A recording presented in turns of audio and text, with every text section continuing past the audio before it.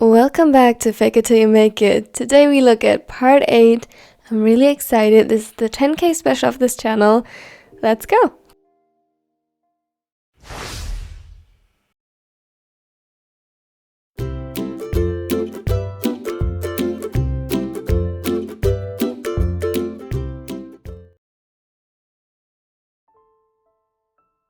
He slammed the door shut as soon as him and Atsumu were inside the guest room and frantically started to pack their things. Atsumu tried to help, but his hands were shaking too much. He was a mess. Sakusa paused as he noticed and swiftly closed the distance between them, holding his hands tightly. Stop. Let me do that. Atsumu looked like he wanted to say something, but couldn't. The only sound escaping his throat was a strangled sob, and it felt like a poisoned dagger being pierced into his heart. I'm sorry. I'm so sorry, Atsumu. Don't listen to anything he said. None of it is true, and none of it is your fault. I love you. You are loved. You are perfect. Even more tears fell, and his sobs grew in intensity, but he couldn't focus on that right now, when suddenly the sound of steps echoed through the hall. For a short moment he dared to hope it was one of his siblings, but he would have recognized these steps any time. They echoed, even in his nightmares. He jumped up quickly and locked the door, placing a chair under the handle for good measure. Quick, I'm sorry that I put you in danger, but we got to leave now. He won't hurt us physically at least, but the quicker we get out of here, the better.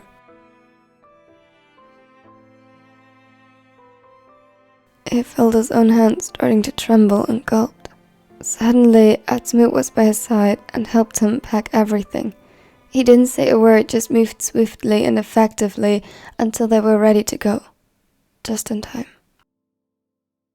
A loud pounding at the door made both of them flinch, and instinctively their hands found each other, holding onto one another tightly. Kiyomi, open this door immediately! I won't tolerate such behavior! He didn't. Instead, he pulled Atsumu to a second door on the side. The guest room was connected to its own bathroom, which had a window just a few meters above the canopy, one level below. He felt like a teenager again, breaking out of the house in the middle of the night when things got particularly bad. His heart hammered wildly in his chest with the same fear as back then. Atsumu looked at him with a mixture of shock, horror, and determination as he followed Kiyomi's example with ease. When he was younger, he had broken a bone or two in these escape attempts, but now he was even better trained, and Atsumu was no different. They weren't parkour masters, but the quick reflexes and muscles built from years of volleyball came in handy. Upon landing safely in the garden, they rushed toward the car when suddenly his phone rang. Ayuka. Don't go to the garage. He's on his way there. We have to. Don't worry.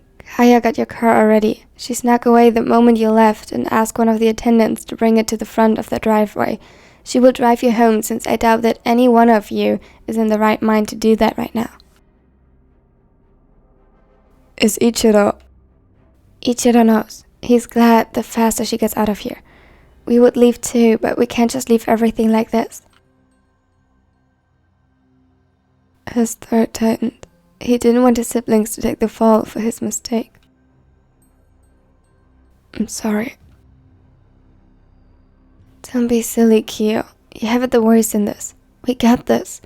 We know how to sweet-talk him. She sighed. I know this sucks, and he's a dick. I'm sorry I didn't see how bad it was sooner. Now, before you say anything, we can talk about this later. Get out of here first and take care of Atsumu. He needs you.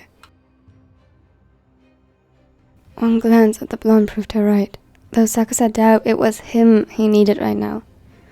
He was the one who got him into this whole mess. This was his fault, but he would make sure to look after him until he could bring him to Atsumu. He'd drive the whole night if necessary. Thanks, Ayuka. I don't know how I can make it up to you. Later, now focus. With that, she hung up. Just as she said, they found Kaya waiting in the car at the end of the driveway, motioning for them to hurry, though Sakusa doubted his father would follow them so far. It looked disgraceful in his opinion. He never chased after him before. Kiyomi simply wasn't important enough.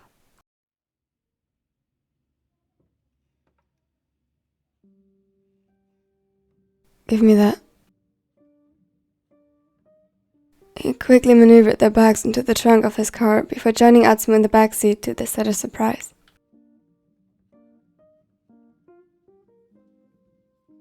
It wasn't until they were about half an hour from his childhood home that he finally started to relax. He hadn't let go of Atsumu's hand the whole time, and the blonde did not attempt to change that either. They were both lost in their own thoughts. A silence filled the car, only interrupted by the occasional sniffle from Atsumu.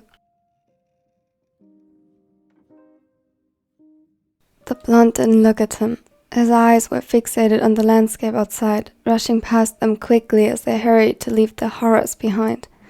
His eyes were red-rimmed and the tears never stopped falling completely. Sakusa wished he could do something to subdue them, but came up empty-handed every time. He didn't know what to say, and somehow it felt wrong to break the silence. It felt wrong that he should be the one to make him feel better. This was his fault after all. Atsumu ought to hate him.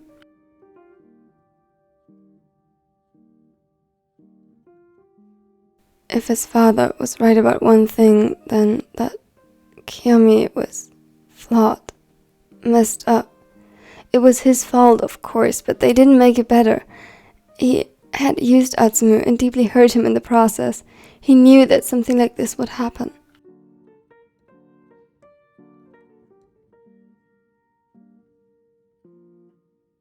Kaya said nothing, just throwing a few unsure glances at them through the mirror. Her eyes were filled with compassion, and if Sakusa wouldn't know any better, he would think she broke a few speed limits accidentally to get them home as quickly as possible.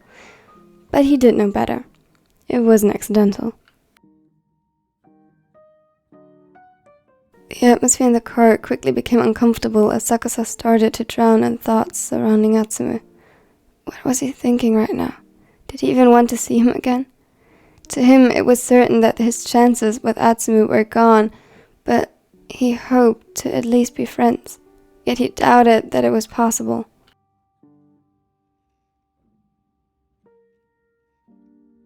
The tension grew, and he dreaded the moment someone would break it and talk. He dreaded the moment he would have to confront everything that happened, the moment when Atsumu would leave. Maybe he should start now and attempt to salvage what could be saved, to at least tell him how sorry he was, that he would take it all back if he could, because nothing stopped Atsumu from leaving as soon as they were home. Maybe he wouldn't get another chance to apologize. He wouldn't blame him, yet he still didn't dare utter a word.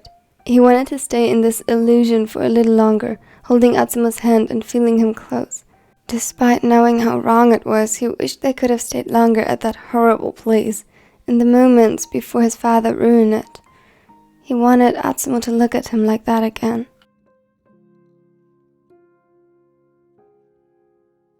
Suddenly, he felt a strange stinging in his eyes and his sight blurred. Surprised, his hand flew up to his face, tears glistening on his fingertips as he pulled them away. Ami. Atsumu noticed the sudden change and looked at him, his brows furrowed. Sakusa couldn't quite decipher his gaze, but he dared to hope it was concern reflecting in those golden eyes. He turned away. He wasn't ready to face him yet. Perhaps he would never be.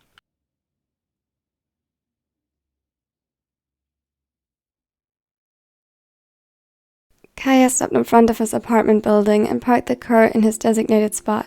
She climbed out of the driver's seat and waited patiently for them to follow her example and discuss what to do next. It took a moment to shake themselves awake after the long drive. They were still in shock from everything that happened and had not yet had the chance to recover. Sakusa took a deep breath as he retrieved the bags.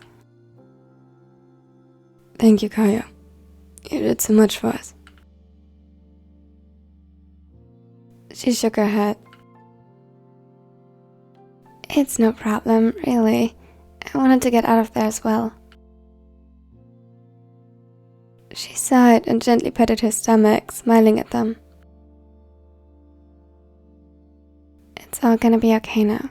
You didn't listen to a single word he said, yes? Sakusa nodded slowly. Okay. Well, I would offer to help you carry the bags, but I'm under the strict instruction not to lift heavy things. Too bad. I'll leave you to it. Kaya swiftly walked around the car, and it seemed as though she wanted to walk home when Sakusa stopped her. Wait, where are you going? You can't walk all the way, it's too far. I have a guest bedroom if you... No, you two need to talk and recover. I'd only be in the way. It's okay, there's a hotel nearby and Ichiro already called in ahead for me. We have it all planned out. He'll pick me up there tomorrow morning. Sakusa frowned and she laughed as she saw it. Oh please, let me have this evening for myself. Soon I'll have no time for myself at all. I need to make the most of this. I heard they have a great spa to relax and a buffet.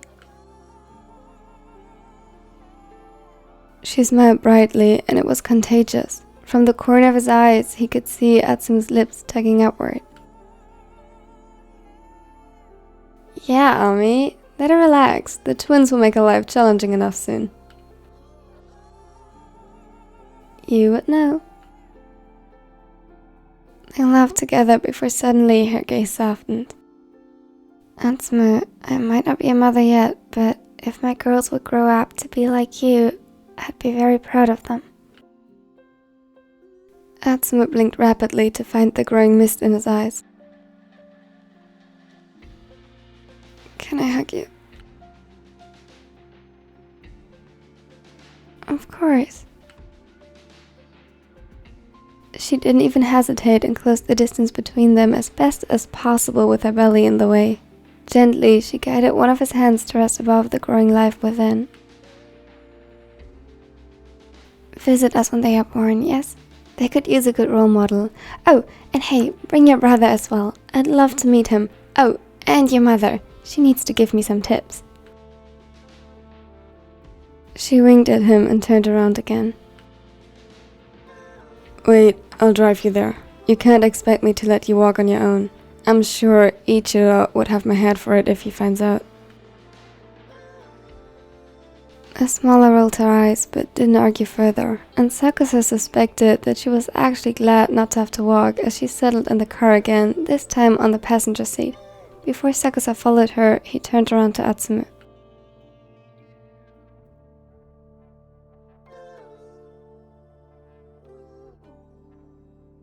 I know it's a lot to ask, but please wait for me to come back. I have no right to ask this of you, just... Hey, Ami, I'll wait. It's okay. He sighed in relief, though the tension didn't leave his muscles. This wasn't over yet. Here, let yourself in, get comfortable, and don't worry about messing anything up. I'll fix it later. You can eat or drink anything I still have left in my kitchen. I'm sorry, but I'm afraid it won't be much. Atsumu raised his eyebrows, his surprise growing as he felt the weight of keys being put into his hand. The cold metal grounded him, and slowly the reality of Sakusa's words sank in. He almost didn't recognize the ace with how careless they seemed. Before he could add anything, Sakusa left with Kaya, and suddenly he was alone again.